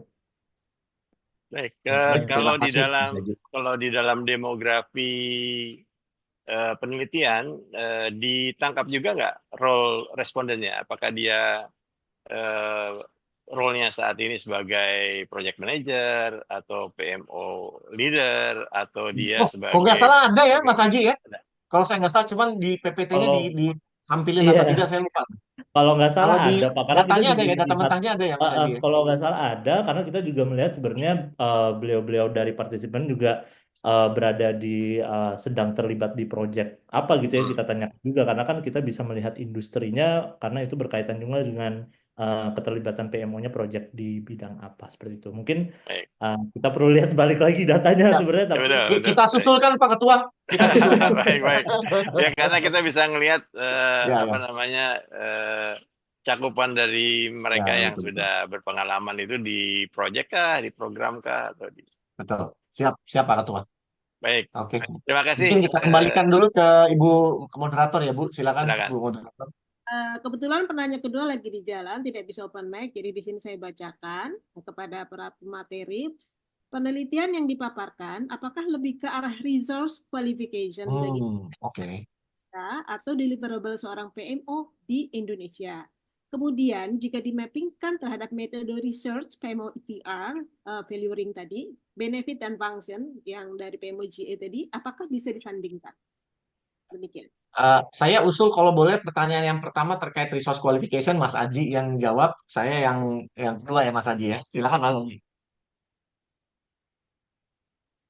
iya, jadi sebenarnya kalau misalnya apakah lebih ke arah resource qualification di dunia HR, sebenarnya bisa dibilang ya tidak juga sebenarnya. Jadi memang kita ingin melihat fokusnya ke project management gitu ya. Jadi bagaimana kita melihat di dunia HR itu seperti apa, lebih kepada fokusnya in general aja sebenarnya gitu ya. Jadi apakah bisa dibandingkan atau enggak, mungkin itu tergantung dari data yang kita punya juga gitu. Ketika kita bisa melihat data yang lebih banyak, mungkin itu barulah kita bisa memberikan indikasi lah bahwa apakah bisa dibandingkan apa tidak seperti itu. Mungkin singkatnya seperti itu sih sebenarnya, Bapak dan Ibu. Baik, kalau gitu saya coba jawab pertanyaan yang kedua ya Mas Aji ya. Jadi kalau misalnya pertanyaannya adalah apakah di mapping kan, jawabannya ya gitu. Jadi fungsi-fungsi dari PMO apa namanya apa istilahnya itu ya value ring sorry value ring itu justru kita ambil dari ini yang pertama dari penelitian kita yang pertama sehingga dari fungsi-fungsi tersebut gitu dan juga benefit yang diharapkan itu kita petakan ke ininya apa gitu loh, kompetensinya apa agar dia bisa melakukan itu. Nah, dari situ kita tarik, kita urai gitu di dalamnya apa dari piramida itu kita urai kompetensinya apa saja. Jadi kalau pertanyaannya kalau apakah bisa disandingkan, bisa. Hanya saja di fase kita yang ketiga ini kita lebih fokus ke elemen kompetensinya. Tapi nanti kita akan bisa tarik lagi ke depan gitu. Jadi antara ini ya Mas Aji, antara fungsi-fungsinya yang di paper kita yang pertama itu kita sandingkan dengan si siapa namanya si elemen kompetensinya yang kita ada di fase ini fase ketiga gitu. Jadi kita lihat korelasinya antara fungsi dengan si ininya. Mungkin itu kali ya kalau untuk pertanyaan yang kedua ya. Baik, Oke. Bu Moderator, kami kembalikan. Terima kasih. Tiga, silakan untuk open mic.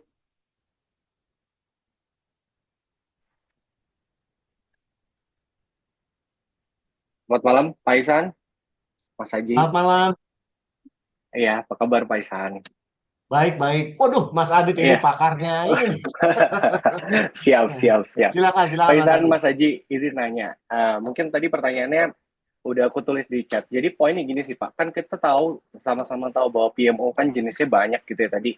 Mungkin Oh, sempat oke. di-mention in terms of tadi, apakah dia directive, atau controlling, atau supportive. Terus tadi juga ada beberapa jenis organisasi yang berbeda. Aku justru pengen tanyanya mungkin sedikit berbeda gitu ya. Kan kita tahu ya, Ya, di PMO satu organisasi dengan organisasi lainnya tadi beda. Bisa kita bagikan, kita sebenarnya bisa lihat menggunakan lensa, apakah PMO ini di enterprise level atau PMO ini ada di business unit level, misalnya kayak B2B PMO gitu ya, mungkin di beberapa organisasi apply itu gitu.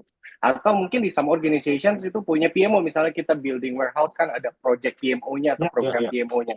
Nah, Ya. ini aku pengen tahu sih, ada korelasinya nggak sih dengan tadi general competencies yang disampaikan gitu ya? Apakah ini juga menjadi salah satu variables yang diukur juga dalam tadi Oke. akhirnya outputnya keluar kompetensi itu gitu? Mungkin Pak Isan, Mas Haji. Baik, Terima kasih. terima kasih. Terima kasih Mas Adit. Untuk informasi teman-teman, wah ini Mas Adit salah satu ini nih, salah satu pakar di PMO Hub nih ya. Jadi apa namanya, bukan kaleng-kaleng nih. Ini beliau tugas beliau. Oke, aku nanti mungkin minta tolong Mas Aji menanggapi. Kami kalau saya tidak salah itu mengambil data-data demografi dari respondennya. Yang saya perlu cross check sama Mas Aji, apakah di dalam data demografi itu kita juga bertanya tentang peran PMO-nya, maksudnya gini, jenis PMO-nya. Kayaknya sih enggak gitu, kayaknya enggak, tapi nanti Mas Aji yang lebih tahu data-datanya. Tapi kalau misalnya jabatannya dia sebagai PMO kah, sebagai apakah kita ada. Nah, nanti sekali lagi Mas Aji yang lebih tahu data-data mentahnya. Seandainya belum nih Mas gitu. Ini jujur aja menjadi salah satu agenda kita Mas Adit ya untuk mengembangkan penelitian lanjutan gitu yang nanti akan apa mengeksplor lebih dalam lagi gitu. Jadi harapan saya sih dari apa namanya dari penelitian deskriptif ini gitu kita mau tarik lagi gitu apakah penerapan dari apa namanya dari maksudnya penerapan dari PMO di organisasi mereka tuh lebih atau ada di level enterprise kah, business unit kah, departemental kah dan lain sebagainya. Kebetulan kebetulan kami memiliki memang beberapa informasi terkait dengan respondennya. Itu mungkin yang bisa kita lakukan ya Mas Aji ya kalau datanya nggak ada untuk mengkonfirmasi ke responden tersebut ada di level mana si siapa namanya PMO mereka gitu. Apakah ada di enterprise, business unit dan lain sebagainya. Silakan Mas Aji kalau mau menambahkan. Ya, mungkin bercerita ini bagian dari limitasi dari research yang kita lakukan juga gitu ya Bapak dan Ibu sekalian. Karena yang tadi saya sampaikan juga ternyata banyak juga sebenarnya demografi-demografi yang bisa kita dissect gitu ya, enggak cuma dari segi industrinya, tapi ternyata juga dari jenis jenis PMO-nya gitu butuh kita pastikan ternyata apakah memang antara jenis-jenis PMO ini dengan job description yang mungkin agak berbeda sedikit atau berbeda banyak itu jadi memunculkan hasil kepentingan kompetensi yang berbeda kan pertanyaannya jadi ke arah sana gitu ya yang membuat kita jadi penasaran gitu. Sayangnya data yang kita miliki saat ini mungkin belum ada kelengkapan ke arah sana tuh Pak untuk menggambarkan jenis-jenis PMO-nya tadi gitu ya yang masuk ke dalam partisipan kita. Mungkin lebih kepada further research ke depan ketika kita ingin membuat pertanyaan baru dalam proses research-nya. Jadi ini jatuhnya mungkin jadi research baru lagi nih Pak bahwa Ya, sebenarnya kalau misalnya kita lihat dari segi kepentingan jenis-jenis PMO tersebut, apa nih justru yang mana mana nih yang penting dari kompetensi-kompetensi itu gitu. Mungkin jawaban saya semoga cukup dapat menjawab dengan kondisi research yang kita lakukan sekarang. Semoga cukup menjawab. terima kasih Mas Aji. Terima Kami kasih. kembalikan ke Ibu Moderator. Silakan Bu. Kita waktunya masih cukup nggak deh ya? Sekarang sudah 20.50. Kita sampai jam 21. Saya rasa gimana masih sebentar saya lihat masih ada yang mau bertanya. Kalau tidak ada kita akhiri dulu. Oh, masih ada satu lagi nih sebentar.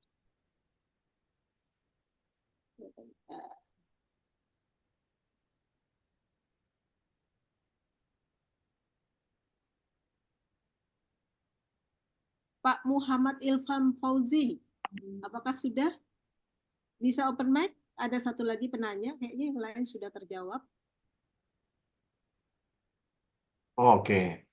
Ilham Fauzi. Oke, tapi sepertinya kayaknya pertanyaannya kurang lebih sama nih dengan pertanyaannya Pak Ketua nih, dengan tipe fungsi PMO sebagai Portfolio Management Office ya. Gitu. Jadi kalau apa namanya, mungkin untuk izin Bu Moderator ya untuk mempersingkat jawabannya. Dari data yang kami collect gitu ya, ya sepertinya masih kita harus gali lagi karena ada satu job role-nya yang kita nggak sertakan ya Mas Aji ya gitu. Nanti jadi PR kami ya untuk melihat mana dari responden ini yang memang sebagai PMO, mungkin ada yang program manager, ada yang sebagai portfolio manager dan sebagainya, supaya nanti bisa kita petakan gitu, kita kelompokkan lagi gitu ya, Mas ini ya. Ada nggak signifikansi dari kompetensi tertentu terhadap perannya apa jabatannya mereka gitu. Jadi dari Betul, jabatan ini betul. ada kompetensi yang spesifik ya, yang secara signifikan spesifik di elemen-elemen kompetensi ya. Mungkin itu Bu Ketua, Bu Moderator. Ya, terima kasih para pemateri yang luar biasa. Hari ini kita kayaknya panas banget ya diskusinya, nggak puas ya. Kayaknya nggak habis nih, bukannya diskusi apa multi years, kayaknya perlu terus dikaji. PMO ini sangat luas disiplinnya ya. Nah, kemudian saya perhatikan juga kesimpulannya bahwa memang PMO ini mendukung ya untuk mencapai tujuan strategis seperti disampaikan Pak Iksan tadi, apa strategic enablers yang perlu memastikan juga bagaimana kapabilitas sumber daya, investasi sumber daya di PMO leaders ini, karena awalnya skill gap ternyata dalam pembahasan lebih lanjut lebih kepada soft skill, karena sangat kritis sekali untuk ngomongin soft skill karena tantangan PMO yang beragam dan lintas industri juga berbeda tantangannya, belum endurance-nya, emosionalnya tadi ya, masih banyak hal, dan culture juga bagaimana leadership dari apa yang di tingkat atas gitu yang memberi top down support juga kepada PMO, sehingga menjadi pembahasan yang nggak cukup malam ini. Pasti semua juga ada banyak pertanyaan yang nggak sempat juga nggak berani ungkapkan. Mungkin kita akan lanjutkan dalam sapa berikutnya dan juga akan penelitian selanjutnya. Terima kasih dari kami PMO Indonesia. Tapi sebelumnya saya ingin juga kami ingin kesimpulan dari pemateri deh, pesan-pesan pemateri dari materi 1 materi 2 sebelum kita masuk ke penutupan dan foto bersama, tapi ingin mendengar dari pemateri sendiri.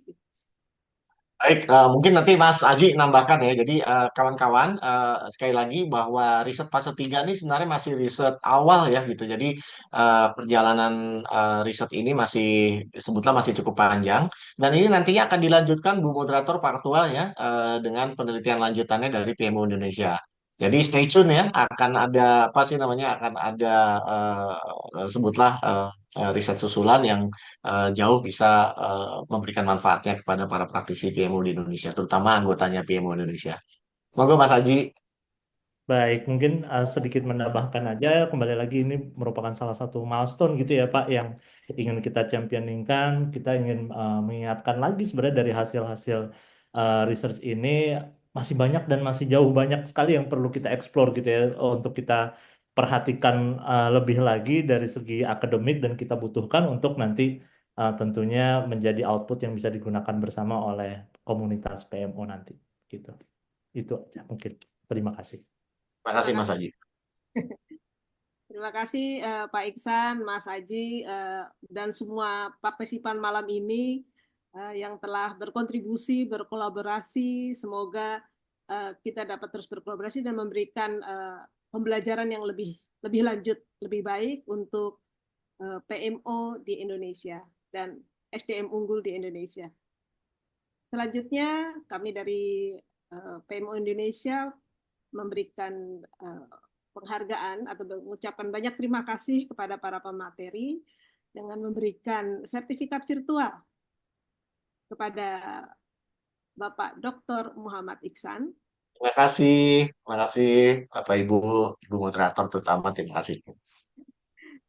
Dan yang berikutnya juga sertifikat untuk pemateri kedua dari Mas Aji Pradana.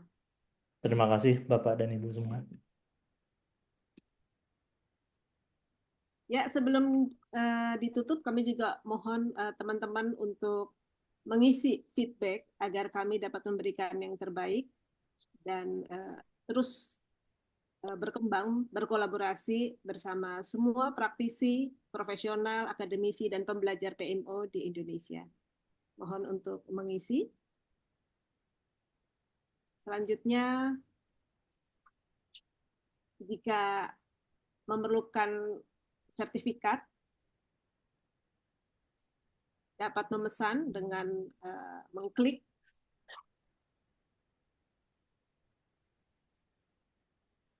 dan berkontribusi 50.000.